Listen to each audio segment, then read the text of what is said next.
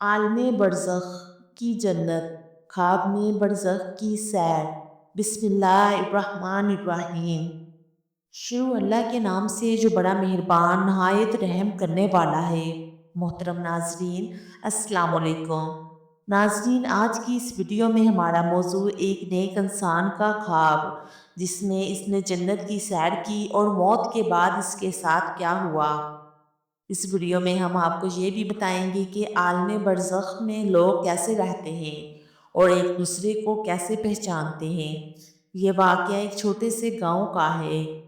وہاں ایک عبدالرؤف نامی شخص رہتا تھا۔ عبدالرؤف کا کردار اور زندگی لوگوں کے لیے ایک مثال تھی۔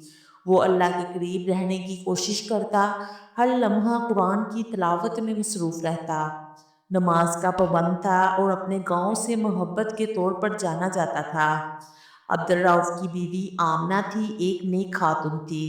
وہ ہمیشہ اپنے شوہر کے ساتھ نیکی کے کاموں میں شریک رہتی تھی۔ ان کے دو بیٹے تھے، ایک حمزہ اور دوسرا زید۔ دونوں اپنے والدین کے نقش قدم پر چلتے تھے۔ عبدالرؤف کا ماننا تھا کہ دنیا کی زندگی عارضی ہے اور ہمیں اپنی آخرت کی تیاری کے لیے دن رات محنت کرنی چاہیے۔ وہ اکثر کہا کرتے کہ یہ دنیا فانی ہے، اصل زندگی تو وہ ہے جو ہمیں مرنے کے بعد نصیب ہوگی۔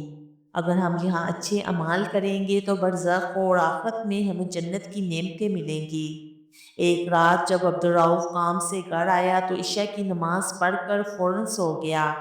اسے ایک حیرت انگیز خواب آیا جس نے اس کی زندگی کے معنی بدل دیے۔ اس نے دیکھا وہ ایک حسین باغ میں موجود ہے۔ یہ باغ دنیا کی کسی بھی باغ سے زیادہ خوبصورت تھا۔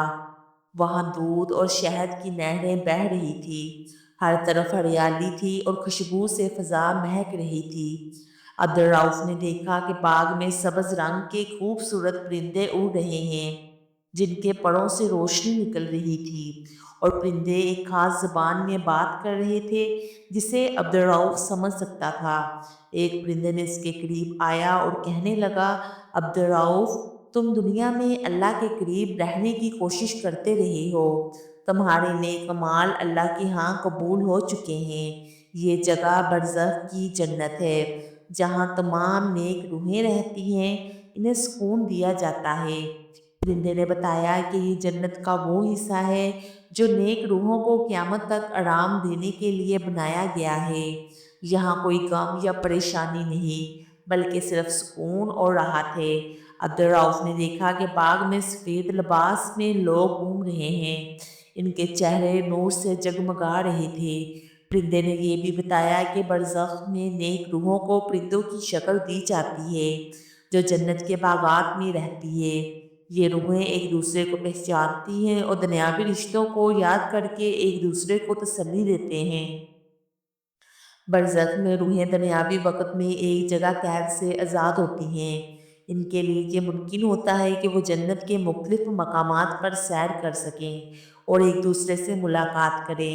روحیں ایک خاص روحانی زبان میں بات کرتی ہیں جسے سب سمجھ سکتے ہیں۔ عبدالرؤف نے باغ میں ایسے خوبصورت قلعے دیکھے جو موتیوں اور سونے سے بنے ہوئے تھے۔